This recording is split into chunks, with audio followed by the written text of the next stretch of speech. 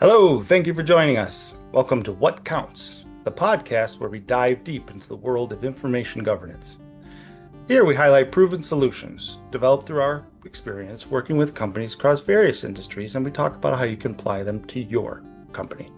Whether you're interested in information governance, have a need, or just curious to hear about information management challenges like email management, retention management, or asset data management, this podcast is for you. This is Lee, and in this episode, Maura and I will dive deep into the world of payroll and insurance. Yep, two topics that may not always steal the spotlight, but they're absolutely the backbone of a thriving organization. How do you feel about payroll and insurance, Maura? Well, from a strict information governance perspective, they're critical records that your business needs. So, this is part of our series on what it's like to be a small business owner. But regardless of the type of business that you're in, if you don't get your payroll records right, you don't have your insurance records right, you're going to be in trouble at some point in time. Yes, absolutely. It may seem like just cutting checks, but there's a lot more to it. Um, Payroll includes payroll taxes, withholdings, workers' compensation, and unemployment insurance. Get any one of these wrong, and you could be looking at penalties, definitely unhappy employees, or worse, problems with the IRS. So I think reporting is key in this instance. I think reporting is key. I think record keeping is key, timekeeping, and all of the other things that go along with that.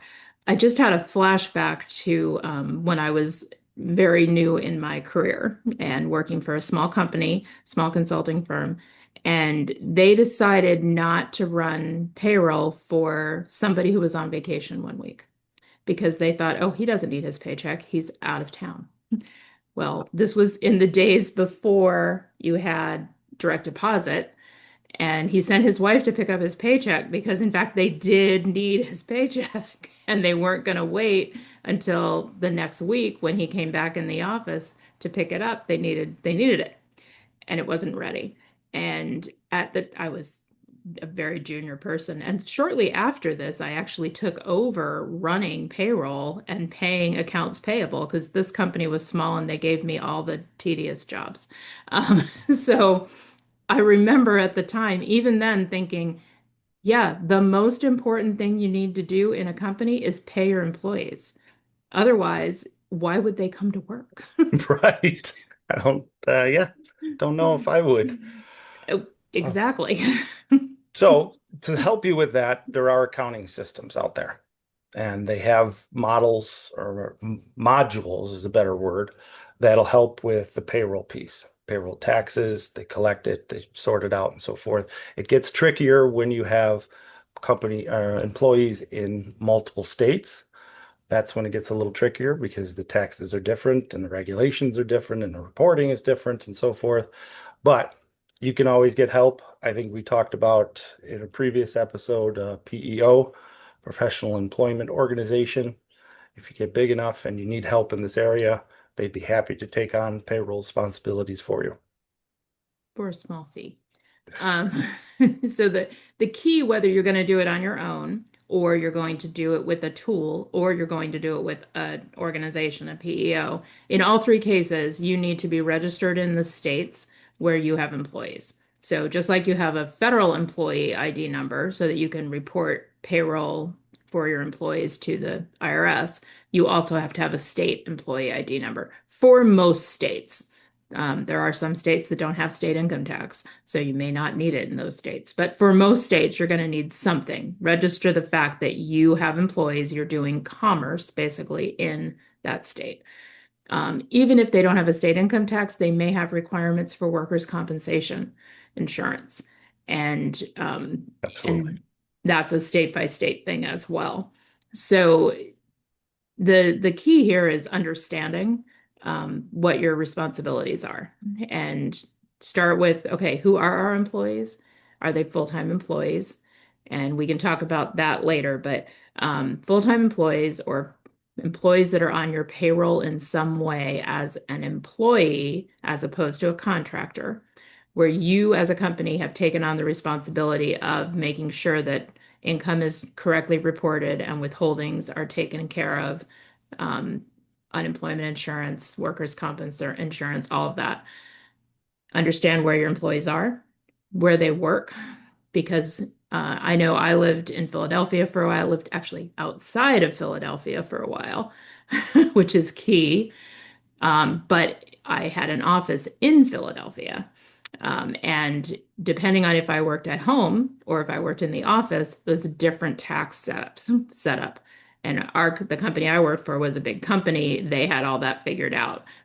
But we as a small company looking at that, employees in the state of Pennsylvania, in the city of Philadelphia, in the state of New Jersey, it became tricky for sure. So for us, when we had 10 employees in, I don't know, roughly 10 states, like nobody was together. We did have a professional employment organization that helped us, Yes. because it was complicated and we didn't want to mess it up. Yeah, I would just say a structured reporting process is your financial safeguard when it comes to all these pieces. And we mentioned a couple times workers' compensation, and that kind of goes into the insurance area, right? I think all 50 states require workers' compensation insurance. So it's a serious thing because you want to take it serious, the safety of your employees, and you want to show them that they're important to you as well. So making sure you're compliant with that is very important. There's a And the couple, rules are different state to state. Even if they all require it, it's different rules. yeah, Some states allow repetitive motion injury claims, some don't. They require a specific incident. Some states have different hazardous operations or hazardous materials rules and riders and variations. Some don't. So again, research to understand your responsibilities, and look for help talk to where it's people. available. Right, right. Before we go heavy into the insurance, I think you brought up, you were listening to our last episode, Lee, when you were doing the editing, and that we've mentioned QuickBooks a few times. And we're not in any way endorsing or unendorsing them. It's the one we use, so it's the one we know. But there are competitors to QuickBooks. They all do basically the same thing. They help you manage your books. They help you automate the record keeping side of it, including tracking the payroll taxes if you have that payroll module. So I thought you mentioned we should say it, so I'm jumping in and Yeah, saying no, it. appreciate it. Yes, thank you for remembering that. Because Okay, in now general, we the just, world of insurance. yes. Uh, I mean, there are several insurances that you should get for your business, and you should take it serious because it is a serious matter. General liability, professional liability, talk about those. The workers' compensation we already covered. Cyber insurance is basically a must in today's day and age. And then auto insurance or auto coverage for rentals. We'll get into that. And we mentioned it in a previous episode, but let's just get into that a little bit more. So general liability is been a business owner's policy. It's a business owner's policy. It's built for bodily injury, property damage, some advertising risks. So it's really built for a brick and mortar, but it can also be for people who work from home to cover the particular areas. You just list your address to cover the particular areas in which you work. Slip and fall scenarios fall into this.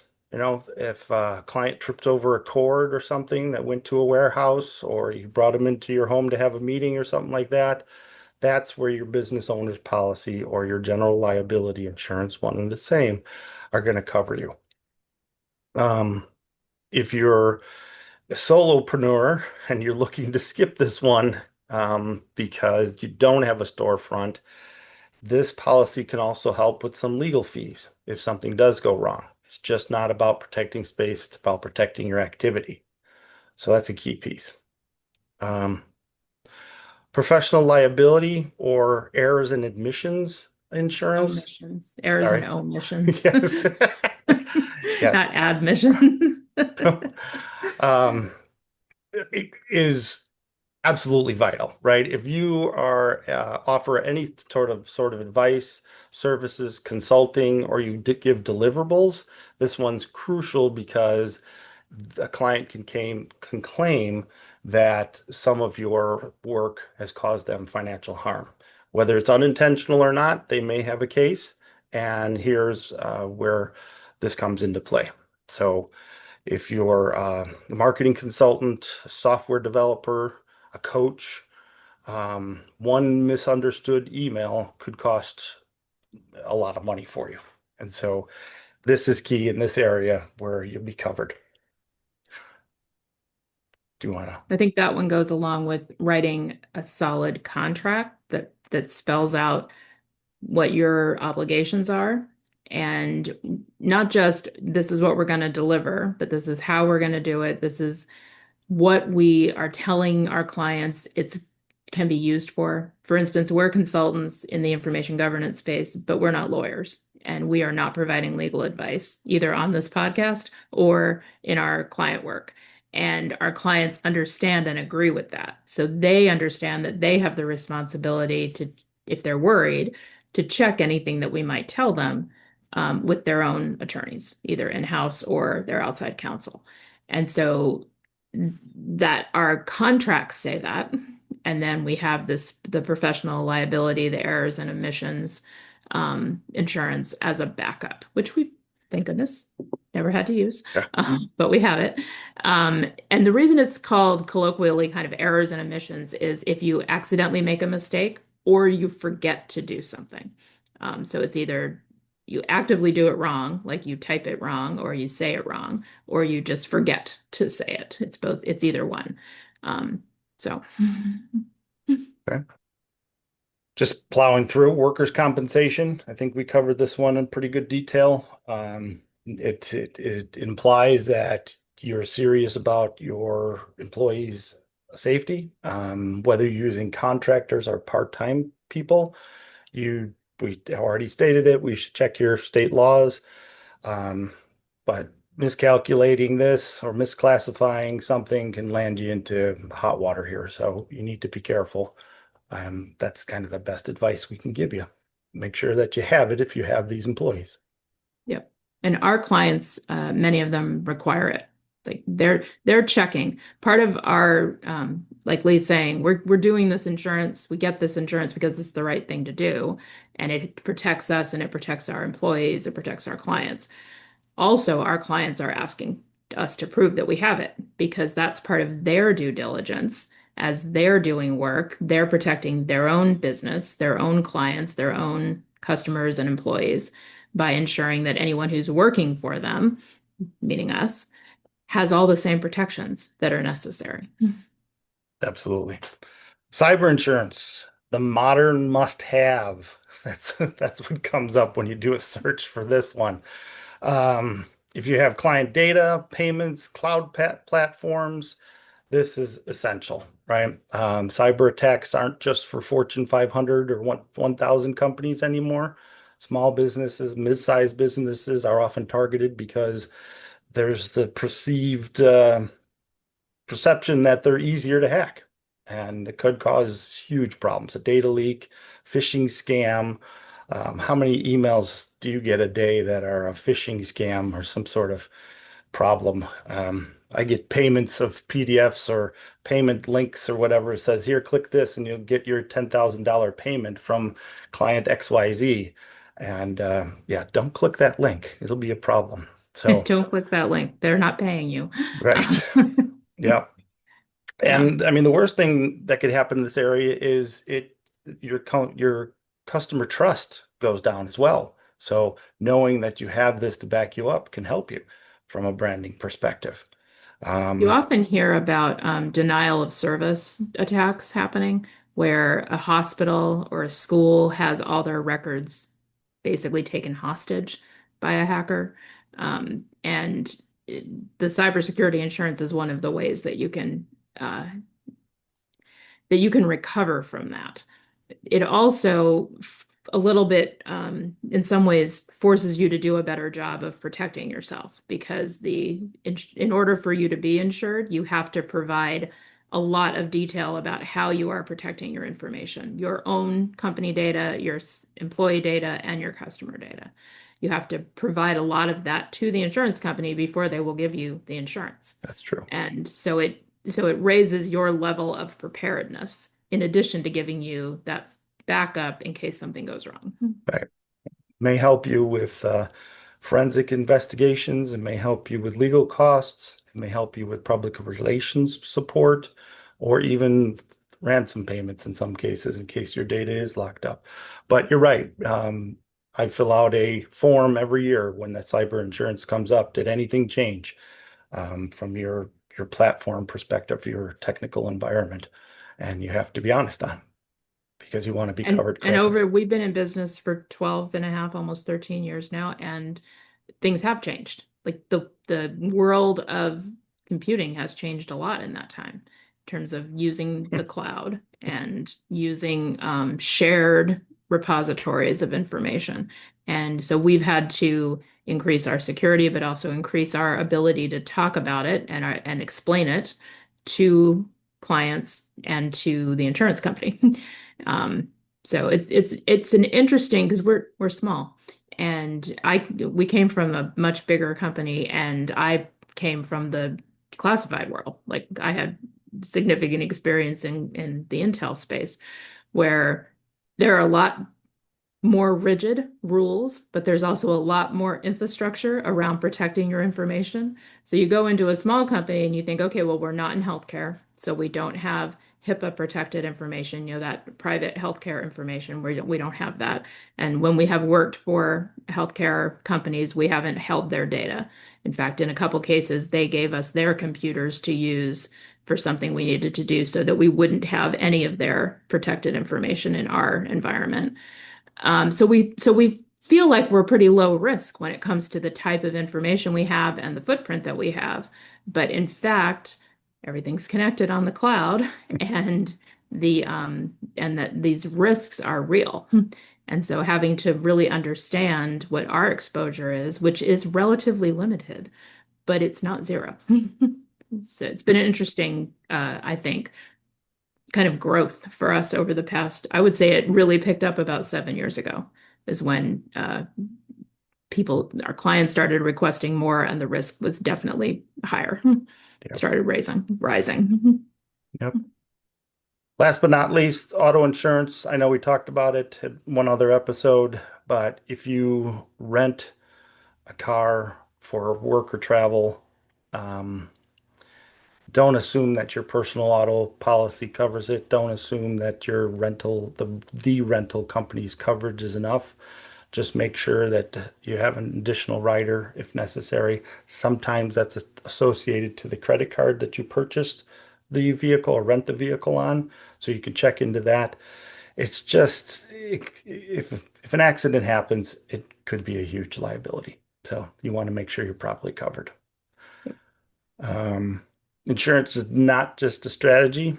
It is a strategy. It's not just a requirement. Sorry, I say that correctly. It's a requirement. It Anything is a else? requirement. It is a strategy, and it really forces you to up your game on all these things to make sure that you're doing a good job as a business owner to protect your business, your employees, your customers. Um, Even though when we started planning this episode about payroll and insurance, I think we both were kind of like, how are we going to talk about that for more than 1 minute? But there's actually a lot in I think we're into 20 minutes right now. it. Um, if you have any questions, please send us an email at info@trailblazer.us.com or look us up on the web at www.trailblazer.us.com.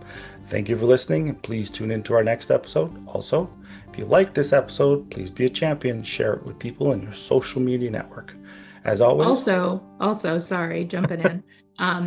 Rate and like it or something. Like there's a lot of different ways to promote podcasts that we don't do. So we're looking for your yes, help. Rate us, like us, follow us. All of those things help. So thanks. very true. As always, we appreciate you, the listeners. Special thanks goes to Jason Blake, who created our music. All right, till next time.